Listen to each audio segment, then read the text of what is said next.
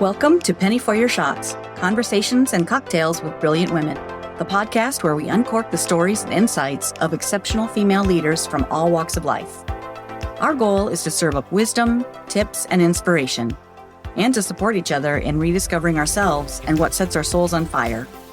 We'll also share personal memories, paired with friends and a favorite beverage. I'm your host, Penny Fitzgerald, and I believe that the best stories are served up over a glass of wine or a cocktail. So grab a glass, get comfy, and let's pour ourselves into Penny for Your Shots. Most of my guests and my audience are women of a certain age, like me, who have been there, done that. Many of us are in that next phase of life where we're rediscovering ourselves or maybe approaching a change. Kids going off to college, friends nearing retirement, not more time on our hands, but more, I want to make an impact, and I want to have more fun. Occasionally, I interview younger guests, and it brings me back to earlier days. Days when I was in the thick of career growth and looking for the next promotion. I remember what it felt like to be in the hunt and trying to prove myself. And many times, it felt like I was repeating that process of trying to prove myself over and over again. Today's guest is indeed younger. She's one of my nieces. She's definitely brilliant, and hearing her story was at times difficult. She is worthy, just being her. She deserves to feel valued, which she does, now. And I know of very few people who need to be micromanaged. Wait until you hear the level of micromanagement she endured. Christi is competitive by nature. She loves the thrill of any game and definitely loves winning. And she's not afraid of hard work. She has done most of the home improvement projects around her new home in Texas, including installing a fence around her entire property, by herself.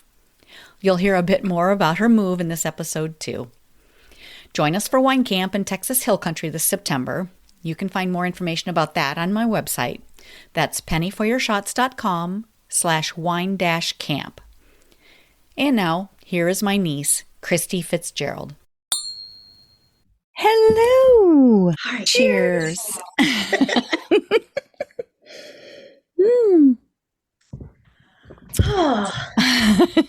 So you had to rush around this afternoon. It was a day. Margarita much needed. There you go. There you go. Well, it's Texas. It's appropriate. Exactly. And we're getting close to Cinco de Mayo. So. That's right. Yeah, a little practice session. Exactly. Which I got to find out when the Kentucky Derby is because it's normally around the same time. Right. First Saturday in May, right? We got to do the mint julep. Yeah. Okay, so how do you make the mint? Do you make one there the same way that our ancestors did? I don't know what the recipe was. It was in a paint bucket. I remember that. Yes, I do it in a paint can.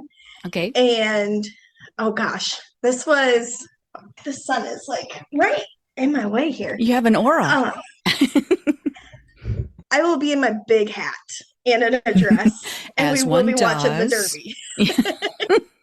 So I did vodka and frozen limeade, frozen orange juice, bunch of mint. I thought it had whiskey in it. Well, there is Kentucky bourbon. I think there is a version that way too, but one of my friends uses the vodka recipe, and I know I liked that one. So yes, that's tasty. One, so. Why not? Yeah, so I'm going to have to include some recipes in my show notes. Oh, yes. Yes, I will find the recipe I used. Cool. Awesome. Yeah, yummy. I remember, I think Uncle Jack was the one that I experienced it from firsthand, because I think Dick was already passed away by the time that I experienced the can. Yes, the first time, I will tell you, I know exactly when the first time I experienced it, and it was from Jeff. Your husband. I'm so shocked. It was at Mike and Callie's wedding. Oh, that was my first experience with it. So okay, yeah, I think that was my first true experience with it too. But I was thinking that Uncle Jack had made it. I'm pretty sure. Well, I remember Jeff was the one that brought it out and was carrying it around. The one that's pushing it, probably. As he does. Yes. Nothing wrong with that, though. No. We are a family of fun people. Yes. I'm lucky to be included in the fun family of Fitzies. So let me get back to to business. So what I usually ask my guests to get started is tell us a little bit about you. How did you find your career, or did it find you? Or how did you come into, what do you do, and what do you like about it? How did you find it? Yeah, so I am a knowledge management analyst for an automotive company. Official. Most people don't know what knowledge management does. It is actually, it's not super new, but it's fairly new within the last, probably the last 15 years or so. But not many companies have adopted it, or they're just really now starting to really adopt a knowledge management team. And how I first started was started at the bottom of the totem pole and in their customer service center, taking phone calls for customer service, for end of leases. And I was doing well, but it was not what I wanted long term. It was more of I'm getting by type of thing. And then my supervisor told me, hey, there's an opportunity that's going to be opening up, and I think you're going to be the perfect person for this, for a special projects position. But I need you to work on this and this while you're on your phone stats. I'm like, all right, well, yeah, I can do it. Sure. Now you have a goal and the steps to do it. Yep. And I was top 5 in the department 3 months in a row. Congratulations. That's great. Thanks. And to get into the special projects position, and when I got into it, I fell in love with it. It was for knowledge management. And what knowledge management is we pretty much own we're like product owners of the system of where all policies and procedures are for the entire company. Okay. And what this is, so all the representatives for the customer service, for collections, for whatever, they, instead of going in and trying to find what they need to assist the customer, we actually put them into different articles and in a digestible way, where when there's people talking on the phone, they can search for something. Oh, wow. And it gives them the answer right away. Okay. And then it's a consistent answer then across. Exactly. Okay. And then we created a change management process. So then we had dedicated people who, so this law has changed for this state. This article needs to be updated now. So then we created a change management process. And then we had specific approvers. Yes, this is correct. Whether if that was operations managers, if it was legal, if it was whoever that needed to approve that this change is accurate. So we started doing that, and then it just keeps on evolving to ChatGPT, the artificial intelligence, Copilot, so much technology integration. Wow. And we really started getting into a lot of it. And language translations automatically. And then I ended up, so this is kind of an interesting story, I guess, because I guess I should say it was the automotive financial portion of it is what I was in. And we were really, really busting out all of this technology and doing all this other stuff. That's when we got the news that they were merging offices. So we had some time to decide, but in a nutshell, we either had to relocate to either Texas or we lost our jobs. Oh, wow. And just to update our listeners, you started in Cedar Rapids, right? Yes. Yep. Cedar Rapids, Iowa. Yep. And then this opportunity presented itself to go to Texas. Yeah. So we actually were able to, so our headquarters is in Texas, but they preferred us to move to Texas, but the other two options was Alpharetta, Georgia or Chandler, Arizona. Oh, wow. But they preferred Texas because we were more of, because that's where headquarters is, and our department was part of headquarters. Okay. Well, and so, essentially you might down the road see additional opportunities then, right? If you're in the headquarters location. Yes. And so went there. Unfortunately, we had some management changes, and then after that, things went downhill. Oh, fast, and it became an extremely toxic environment. Oh no! To the point where, I took the opportunity to move to Texas with the job, and with that contract, I had to be with the company for 2 years. Otherwise, 2 years I had in to Texas repay minimum. Okay. Otherwise, I had to repay back all my relocation bonus, my relocation fees that they paid. I had to pay them back for everything. Okay. If I had breached the contract. So it was starting to become a struggle. Oh gosh. Not gonna lie. Well, plus you're away from your family and the people that you know, your friends. Yeah. You're in a new location where you know nobody, basically, right? I mean, just a couple of people. Yeah. Pretty much just our coworkers. And luckily we have cousins that live 20 minutes from me. Oh, that's awesome.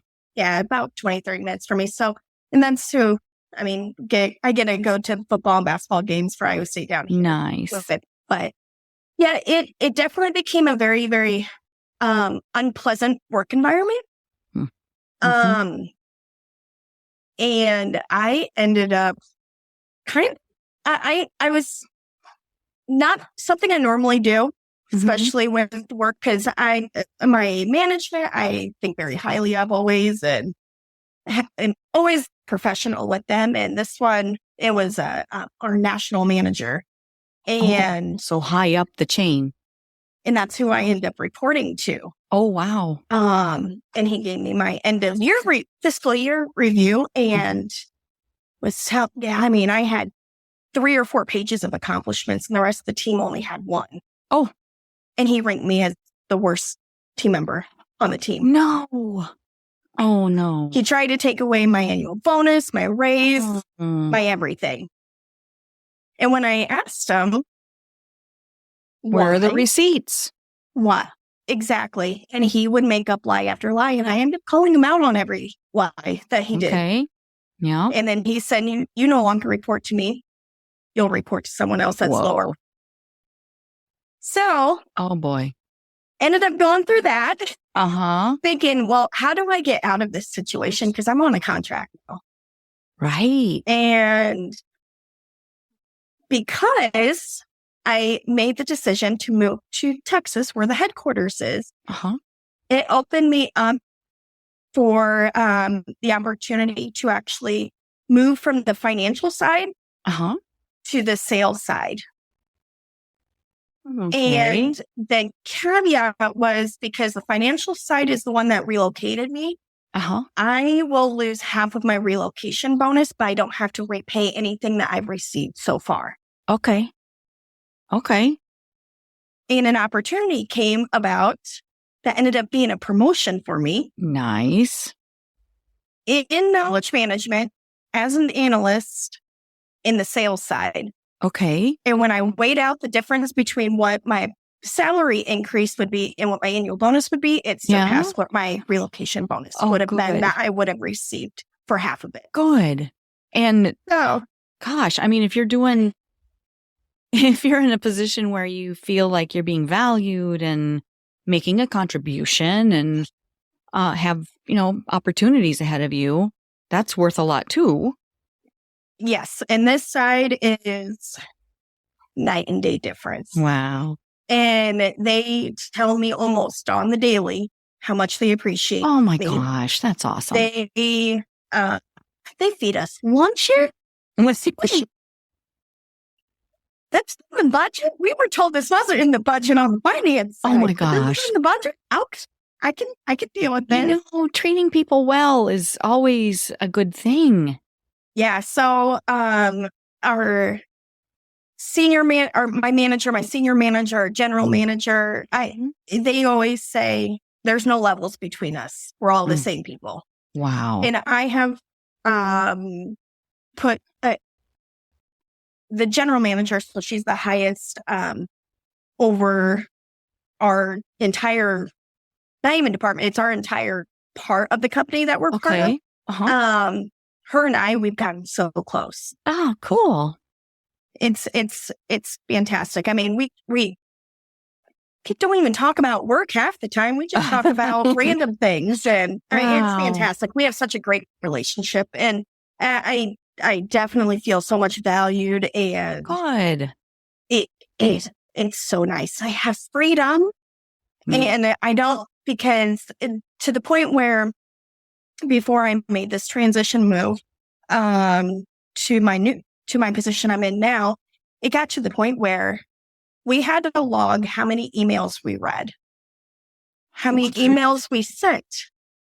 If we had to go get a refill on water, how many minutes did that take? If we used the restroom, we had to clock it. And we're not on phone. We're not on anything. It's that's on top of not feeling valued or anything. That's also what they put very micromanaged. Well, some of that stuff is, you could get that data from the system.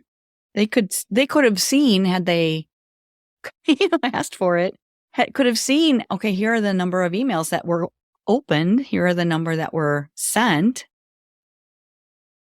And then they're looking at how often you're going to the restroom and spend, oh my gosh. Oh, yeah. Oh, yeah. No. Yeah. So it was definitely when I did the relocation, and then the toxic environments it was miserable. It went on for, I want to say, like 9 months. Oh my God. Okay. So let me back up a second. This was your whole team that had to do all this reporting? The people that you were working with had to do all of this? Mm-hmm. So as a team, were you guys effective? Were you doing... No, our morale went completely down. Wow. We lost. But before that, before they asked you to do all these things, were you doing the job that you were tasked to do? Were you... Oh, yeah. Okay, then why did you have to go through all these things? We lost, unfortunately, the manager in between us and the national, and the national is unfortunately someone that should not be in the position he's in. Okay. Maybe feels a little threatened, or he's been in the position for 20 plus years. Okay. So they're used to doing something a certain way, and y'all whippersnappers come in and do something different. Well, and this person is very known for just throwing out random things and creating a very toxic environment. Dang. So yeah. How does he stay in his job? So, that's a very good question, because other than this last year when our manager in between ended up leaving, and he actually had to be at work, on average, he probably worked only about 3 weeks a year, because he would make up different ways on getting leave of absences. So seriously, working that much, not... Yeah, so he would work the first week of January, Okay. That way he can collect all of the bank of all of the paid time off.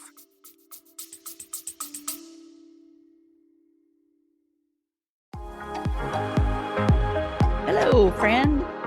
Let's be real. When's the last time you did something just for you? Enter Wine Camp 2026.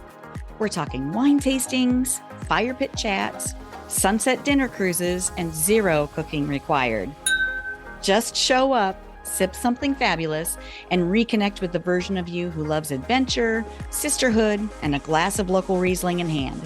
Sweet, dry, or both. No judgment here. We're heading to New York's gorgeous Finger Lakes, July 31st through August 2nd. And yes, it's as dreamy as it sounds.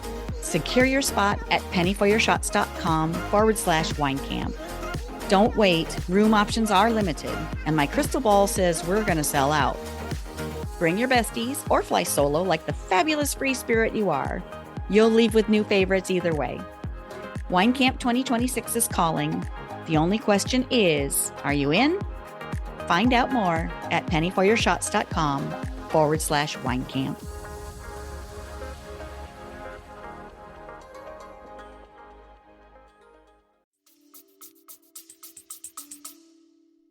And then he would work the week that we would get our annual bonus so that he can collect on that. And then we would get a partial bonus around Christmas time. Yeah. First week of December. And he would show up for that week. This doesn't make any sense to me. So is he working from home and just not really doing much? Or okay. He's on an actual leave of absence the entire time. Whoa. Oh, wow. That's so ineffective and inefficient. And wow. And is doing harm, clearly, because you guys are all like, what? Yeah. Oh, my God. I'm so sorry. You know, I look back and I think how horrible it was, but it brought me this new opportunity. Yeah. Yeah. And you got to look at the bright stuff. Yeah. And so back when I relocated, made the decision to relocate, the manager that I reported to, we were very, very close. Extremely close. Nice. And it was about 2 months after, about 2 or 3 months after I relocated is when she left the company. Oh, ouch. Oh. It was so in this last December, beginning of this last December is when I got this new role. And it was the week before Christmas break. And they brought everybody together and said, well, we're going to be sending out volunteer exit packages. Oh, we're downsizing. Oh my gosh. Right before Christmas. Sounds familiar.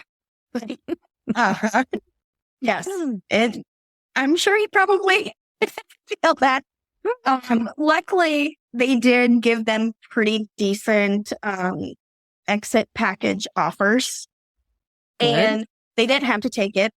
Okay. But they are, so the whole sales and marketing side is looking at, because the whole battery electric vehicles with the government policies that are in place right now, to be able to reach the percentage of what we have to be able to manufacture within a certain time frame is, for one, not going to happen. For two, it is extremely expensive. Okay. So they're trying to cut jobs, but they're not laying off anyone. They're giving you the option to just leave. With an incentive package. Are there not programs that are in support of your company moving to more environmentally friendly avenues? Like, aren't there some bonuses and benefits offered to them to be able to cover some of those costs? There are, but it doesn't even come close. Wow. And then the second thing, I'm sorry, go ahead. Oh, no. I was just going to say, even the battery packs that have to be made. We are actually building a battery plant in the U.S. Okay, good. It's opening up in January 2025. Okay. Which is great because it's bringing in, it's like 4,000 new jobs to this really little town of like 2,000 people. Okay. So it's fantastic opportunities. But just to build that, don't quote me, but it was like $13 billion. Wow. A lot. It was a lot. Just to be able to build batteries. Mm-hmm. Yeah, those kinds of things I would think, or I would hope. I don't know. I'm not part of the industry. I don't know anything about it, but I would hope that those would be the kinds of, you would be incented to, financially you would be given some kind of bonus to be able to build those kinds of facilities so that it does create the jobs and does create the environmentally friendly things that you're trying to do. Yes, no. Yeah. Does not. It definitely does not put a dent in it whatsoever. And there's actually there's like a lot of studies where, because what they're trying to do is do zero emissions or as low as possible emissions is what pretty much the goal is, you know, and it's the cost of building one battery electric vehicle to do it's equivalent.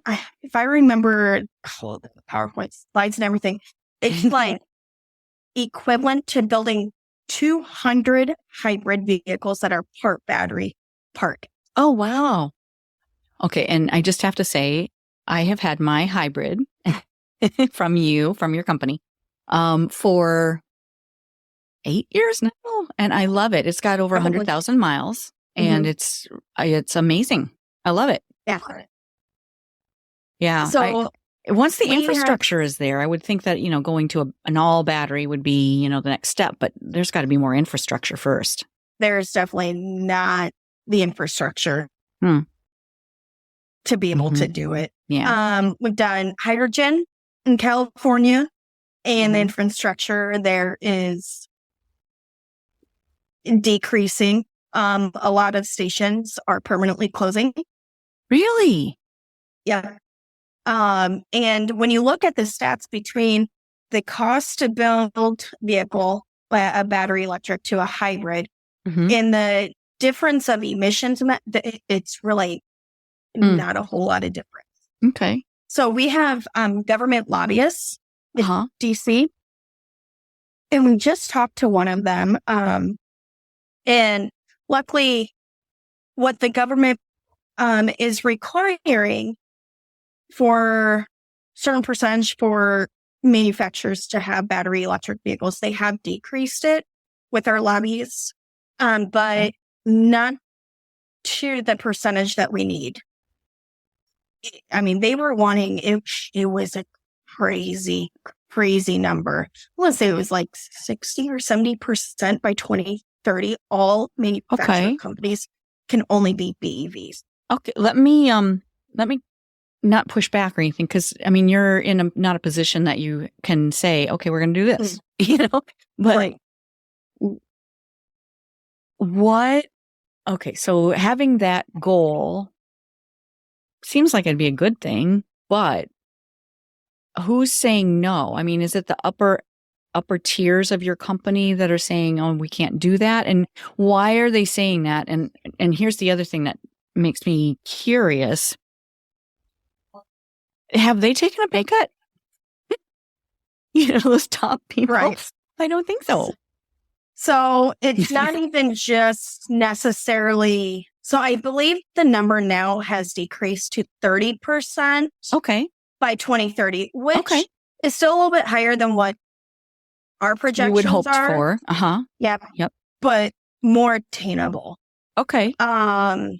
Which we are actually setting in the best position than any other manufacturing company right now to be able to meet that goal. So it definitely does feel better. Yeah, good. To get that number down. But like you said, with the infrastructure, it's the magnitude, it's big. It's just unreal. Yeah. Well, and I know it's a good 2030 is only 6 years away. I know. It's just a blink of an eye. Mm-hmm. And, I understand that it's a lofty goal and maybe not attainable, but I think it's good to have something to shoot for. Mm-hmm. And it's good to be making progress towards a more sustainable, future. And as a consumer, I like the idea of it, but, the idea, okay, so tomorrow I leave for Iowa from Florida. I am in a few weeks. I want this and get to see you.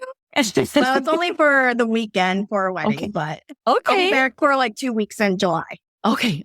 Well, I'll see you soon-ish. Yeah, good. But, driving from Florida to Iowa, it's a 22-hour drive. I would have to really strategically map out where am I going to stop? Where am I going to plug in? How long is it going to take me? Yeah, exactly. And, that's assuming, I assume you don't reserve your time to plug in. You just like you're at a gas station, you just wait in line, right? Right. And you have to, and one of the things is the stations are down a lot. Oh, wow. So it may show that this is the nearest station. But it might be down. Okay. So then you have to figure out, okay, what's the next one to go to? And one thing also, and I'm not saying battery is battery thing, because it definitely is going to be the future, but it has to be I feel like for certain people. Yeah. If you live in the big city with a lot of that infrastructure, makes sense. Yeah. It does make sense. Yeah. And actually, some of the really cool things is that when you plug in, you can actually get solar panels with it and then sell your electricity back to the electric companies. Wow. So that's a really great perk. Okay. One of the other things is because of the whole battery thing, if you lose power, your vehicle can run the electricity to your house. I believe it's for 3 days or something like that. Oh my gosh. If you're out of power. So yeah, don't get me wrong. So that's a good thing in Florida. Fantastic. Yes. Hurricanes. Yes. Yeah. But like you said, for long trips. Yeah. Well, and what are you going to do? Yeah. To look at, okay, so I have a hybrid, and in 2000, I guess it was 17, when Irma hit Florida, I had to get out of Dodge. Right. With my hybrid, I made it over 600 miles on one tank of gas. So I could get out of harm's way, and I was passing cars along the side of the road who couldn't get gas because the pumps were down because there was no electricity. Right. So if you had an electric vehicle, you would not be able to charge up because there's no electricity. And they only have 200 some miles per tank. Oh, wow. Per tank, in quotes. Well, yeah, per charge. And it also fluctuates because if you have the radio on, it decreases your mileage. Because you're using battery. If you have air conditioning on, it decreases the mileage. Okay. So if you speed up, if you accelerate too fast, it decreases the mileage. So and one of my colleagues, he took one of the electric vehicles home for a week you can win a week-long whatever to test drive an electric vehicle. Oh, how fun. So he took one home, and he's like, no, I was sitting at a traffic light and I turned on the radio and I went down 40 miles. Oh, wow. Just for the couple minutes that you're at the light. Mm-hmm. Wow. Yeah. So he turned the radio back up, and you have to fluctuate. It fluctuates like crazy. And holy cow. To me, that would be too stressful. That's a little, I feel like the technology has to kind of catch up to what we would use it like, how is this going to be effective when this is the way that I use technology. I plug in my phone, I listen to podcasts. I have my, the radio's probably going. I have Waze or Google Maps going, and that's going to all drain the battery because I'm plugging in my phone. Yep. And I laugh now because when he was telling me this, so when I drive into work, we're hybrid schedule now. So we are in the office Tuesday through Thursday. And when I'm sitting at the light and there's like Tesla or something, and they zoom by, I'm like, oh, you just lost 40 miles. And man, oh my gosh. I mean, they're not definitely bad. They're not bad ones right now, but I don't think they're not perfect for everybody. Yeah. They need a little bit of a I don't know, some improvements before it can be for everybody. They're really pushing for the hybrids. And I believe that the hybrids, they really up the percentage of what the requirement per government is requesting. Okay. So that's very exciting. That good. We're able to take away some of the requirements for BEVs and put them towards hybrids. Nice. Okay, so they can shift that focus into developing improvements for the hybrids. Yeah. Nice. Oh, I'm excited about that. Yeah, I like the idea of it. Being in Iowa, there are gas stations everywhere, but there are not a lot of places to plug in. It's improving. They're getting more. Well, and that's another thing too is that you have to think about, which if you're not in this situation, something that you don't think about is what if you live in an apartment complex? They're in how big who gets to plug in? Are they going to have a plug-in for everybody? Oh, right. How is it going to be paid for? Right. Well, eventually it'll probably work itself out. There'll be enough people that have them that it makes sense to have it kind of shared. But wow, right now? Yeah. No. It's a lot of those things that the concept is very good, very nice. But to be able to achieve it is not there yet. Yeah, I get that. Huh. Okay, so you are brilliant. And you're sharing a lot of these things that are kind of the next step for you, or there are opportunities out there for you in this same company. Is that what you're kind of looking at, or what lights you up? What are you excited for next? So, trying to turn it, onions into apples, I guess. Because with this with this exit package that was provided, my two managers in between, or my next two managers, the one I directly report to, and then the next one, they both took them, and they're both leaving this year. Oh, wow. So they are going to be looking at doing an entire reorg structure. And they both said that this is probably the best timing for me and the best opportunity. Oh, wow. Because we're actually fairly small compared to other areas of the business. Okay. And they pretty much created this one position for me, and I didn't realize it. Oh, wow. Because they don't have any experience. They don't have anyone with experience with knowledge management. And they have faith in you. So fingers are crossed. Yeah. In the next few months, we'll be getting some good news. Nice. But, the opportunities are, it's insane on this side. And the networking and putting your name out there for even marketing, for social media, for all of that, they're getting to know your names. Wow. Even in a corporate setting, they look at all that. Wow. I'm kind of used to that on the entrepreneurial side, on the solo person, but wow, where in your position, that's a lot. Yeah. So I have started to pretty much build out on paper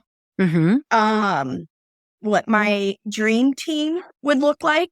Oh, cool. And what each specific job duty I would have. Yeah. And our general managers, the highest ones will be having conversations with me soon about what her vision is, what my vision is, and see if we can marry them. Oh, nice. Yeah, I feel like, and this is, of course, I'm a little bit prejudiced about this, but you know your stuff. You've been doing it. You have the experience. You're committed to it. You are making it work and making it better. Plus, you have the vision for this is what the company could do down the road. And this is, you're supporting the growth of the company and the growth of what's next. And I mean, to me, that sounds like an ideal employee. Yeah. It's very exciting. And I sometimes get I feel like almost nerdy talking about it. That's great. Because the type of analytics that you can pull. Yeah. And then just with our internal reps and everything, we can have reporting created and we can do correlations on, okay, why is this rep's average handling time higher than this person's? Why are their QA scores worse than this person's? Are they using their resources? Okay. And we can actually report on all of that. That's what we also do. Okay. So then it's a training and coaching opportunity then. Okay. Yep. And it's also strategy because with all the system and technology enhancements, how can we, if you're going to build a case, how can I automatically give you the article that you need to help build that case? So you click one button, it automatically gives you that information that you need instead of trying to search for it. So a lot of technology and strategy planning. Wow. Along with it. And then also we have adopted all of the like FAQs on the actual support website for all of our customers. So anything, if you search on our website and you search for what type of oil does my car need? Okay. All of that content is created from our team. Wow. Cool. And then we're working right now on establishing and doing like tagging on the browsers and that, so we can establish reporting on that. So then we can look at, okay, this person has looked at this article this many times or this FAQ this many times. This customer has. And then they have called in. Why? Did it not provide something them the wasn't quite? Yeah. How can we make this better for a customer so they can self-serve instead of having to call us or email us or whatever? So that's part of my team as well. Nice. Oh, wow. And you're thinking forward, thinking ahead for that. And already, oh gosh, that's exciting. Yes. Good for you. I nerd out on it. I love it. I love that stuff. Good. Good for you and good for your company. Yeah, that's great. That's great. Yeah. So if any companies don't have a knowledge management team, I would recommend creating one. Yeah, it sounds like it would be very beneficial for any company, especially the bigger corporations, to implement something like that. Because, the data, it's all data driven. It is. Wow. And customer satisfaction in the end. And CSATs, yep. Wow. Very cool. Yeah. It's an exciting time. Yeah. Good for you and good for your company. They have a good one. Thank you. Nice. Thank you. Okay. So at the end of every episode, I always bring it back to cocktails or wine. And we kind of already talked a little bit about cocktails, but what's your favorite? What's your favorite cocktail or what's your favorite kind of wine? Well, I'm drinking margarita right now. I love me a good margarita. I love margaritas. It kind of depends, especially how hot it is outside or not. Yes. If it's hot, I love making new concoctions. I'll look at my liquor cabinet and I'll have like my fresh mint outside and I'll just muddling and lime and What sounds good today? What's in my fridge? Yep. But I always end with the same thing. Okay. And that it is Captain Morgan apple slice and Coke. Captain Morgan apple. So it's like a spiced apple Captain Morgan rum? Oh, wow. Sliced apple. Okay. I have not seen that or tried it. Oh, I'm sure you've heard like crown apple, crown tea. Yeah. Yeah. So it's like Captain Apple. It's rum instead of like the whiskey side of it. Yes. And it's slightly less alcohol. Oh, okay. In it, so you don't get hangovers. Oh. Like regular Captain. Okay. Well, for me, that's a quantity thing. And if you, dilution is the solution, is what we were talking. So, drink some water between, and that helps. Mm-hmm.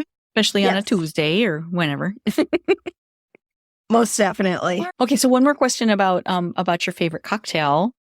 What's a favorite memory that you've shared with friends or family over a favorite cocktail? Not necessarily the Captain Morgan. Oh, it's always euchre nights. Oh.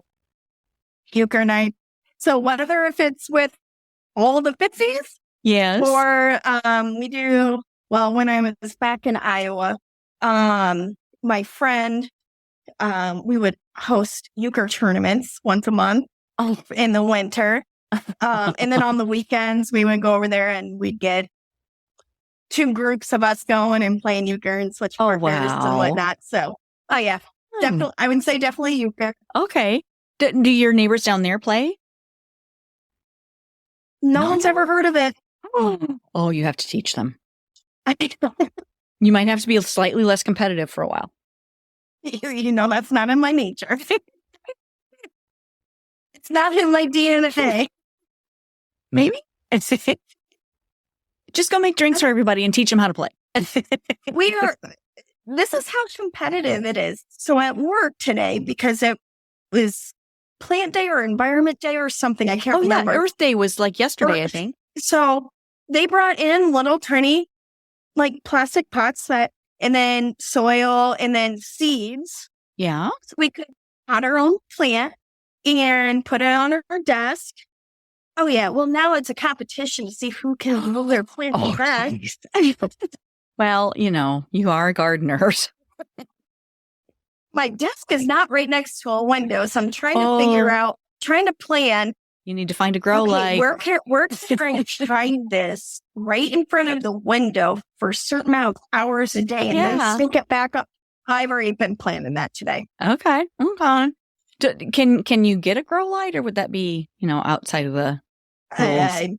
I don't think there's rules technically. We just hold each other. It's a competition. Well, I think you have a plan. I feel like it might be against the spirit of code. Oh, yeah. Well, is it a fire hazard? Is it an OSHA thing? Yeah. They look at that pretty seriously sometimes. Oh, geez. There's only like 5,000 or 6,000 of us on campus. So wow. So they kind of look at that pretty seriously. Yeah. You can't bend the rules for a competition. And such as I want to. I mean, I told everyone that because they took away the ice makers except for on the very ends of the floors. Okay. But I guess it's because to save for the environment, they said. Oh, they are very energy inefficient, I think. I've heard that. Mm-hmm. So everybody's been complaining. I said, I'm just going to buy an ice machine and put it on my desk and charge people. Charge people. Yeah. Well, and not technically on money, but hey, can you put my there's my Venmo enhancements request? Well, tell them I want this technology enhancement put it in front of this person's. There you go. Like it's done first. It's work related, right? Yes, it's sort of. Bribe a little with ice. Yeah, you need ice. You need ice in Texas. Yes. Indeed. That is That's probably my favorite thing about Texas is the weather. Really? Yeah. Nice. Except the storms. Oh. Storms are a little sketchy. I'm in the new Tornado Alley. Oh, really? And last fall, they had to make a new halometer. Oh. Because they measure hail down here. Uh-huh. And it surpassed their largest size of hail, which was the size of a CD. Oh, my gosh. Yeah, that'll mess up some property and can kill you. It surpassed that size, so now they have to expand the halometer. Holy cow. So now that my fence is pretty much done that I'm building, my next project is clearing out my garage so I can get my vehicle in. Oh, yeah. Yeah, you don't want anything outside, including yourself. That kind of stuff. No freaking bush lights on the patio. Watching the storm. You can do that in Iowa, usually. Unless it's a derecho or, Yeah. Oh, trees. I miss you. Miss you too. I'll be back. And then I will be back for the fairs in July. Nice. Yeah, there's lots of stuff going on with family for the fairs. Exactly. That's so fun. I can't wait for that. The concerts and... Yeah, and the bottle bucket and the steer shows. Yes. And it's funny because I have one of my really good friends since like kindergarten. We grew up like 6 miles away from each other. She lives in Texas now too for the last several years. Wow. And we're like 2.5 hours apart. So not far. So we're not that far. But we never see each other in Texas, and we plan our Iowa trips together. So we see each other. So we all bought the concert tickets together, and we're already lining up for our JDs and baby. Oh, sweet. Sweet. Well, bring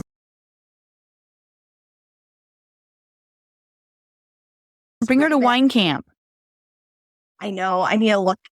I need to look into that. I don't know what actually, that's in October, right? September 19th to the 21st. She won't be able to go. Oh, shoot. So the reason why she goes back to Iowa so much is she's taken over all of her family farms. Whoa. From Texas. Holy cow. That's tough. Yes. So she'll be back for harvest season. Okay. Yes. But I have a neighbor I need to ask. Well, my neighbor I introduced the mint julep to. She's a big wine fan. Oh, super fun. Yeah, it's going to be a blast. We've got a lot of fun things planned. Yes. A couple of surprises, but yeah, so much fun.